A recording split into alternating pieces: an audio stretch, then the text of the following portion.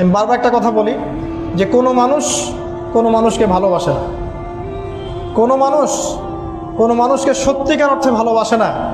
শুধুমাত্র আপনার রব আল্লাহই আপনাকে ভালোবাসে। আপনি আজ হোক আর কাল হোক এটা বুঝতে পারবেন।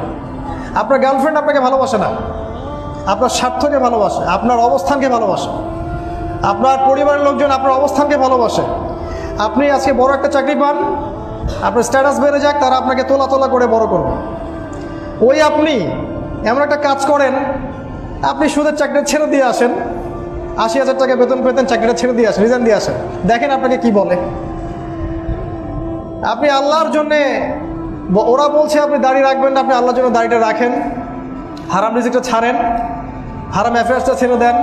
আপনার বড় ব্যবসা আছে কিন্তু হারাম, আপনি ছেড়ে দিয়ে পরিবার বর্গের কাছে আসেন, বলেন যে আমি আল্লাহর জন্য হারাম ব্যবসা ছেড়ে দিচ্ছি, দেখেন আপনাকে ভালোবাসে কিনা। মানুষকে ভালোবাসে না। অনলি